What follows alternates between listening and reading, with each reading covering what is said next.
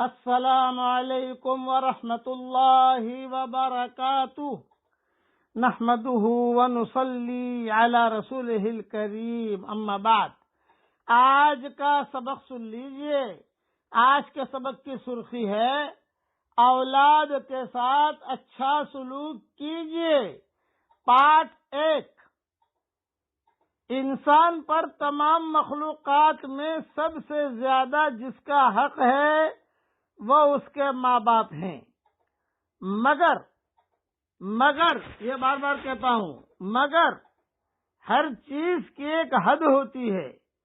اسی طرح ماں باپ کے حقوق کی بھی ایک حد ہے، اور حدیث کے الفاظ میں وہ حد یہ ہے کہ خالق کی نافرمانی میں کسی مخلوق کی اطاعت نہیں۔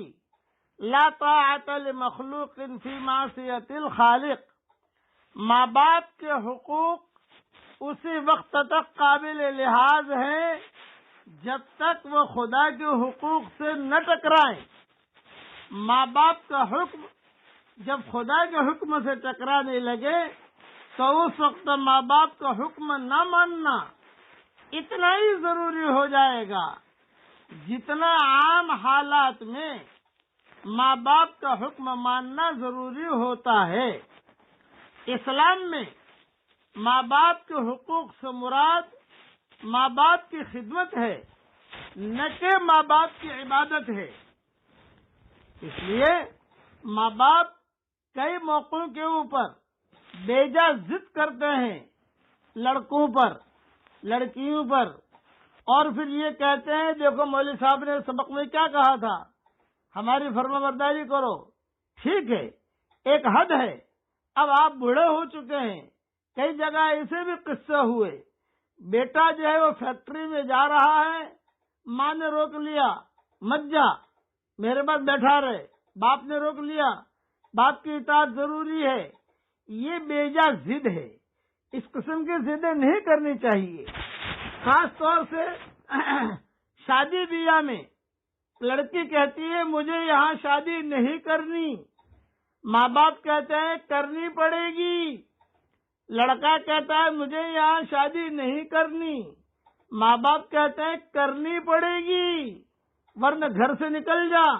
اس قسم کی بیجا ضدیں یہ مناسب نہیں ہے۔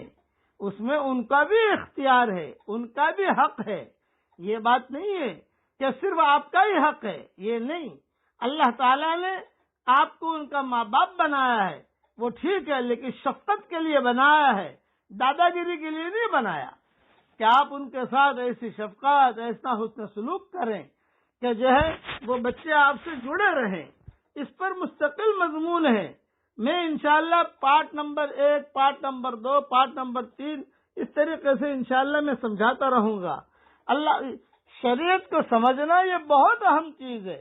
آج کل عام طور سے گھروں میں شادیوں کے مسئلے آتے ہیں، بیجا ماں باپ ضد کرتے ہیں، کبھی بیجا ناراض ہو جاتے ہیں، تو نے اگر یہاں شادی نہیں کی میرے جنازے میں مت آنا۔ ابھی جملے کہنا کیا فائدہ اس سے؟ نہیں، آپ بچوں کو ہموار کیجئے اور بچے بھی آپ کو ہموار کریں۔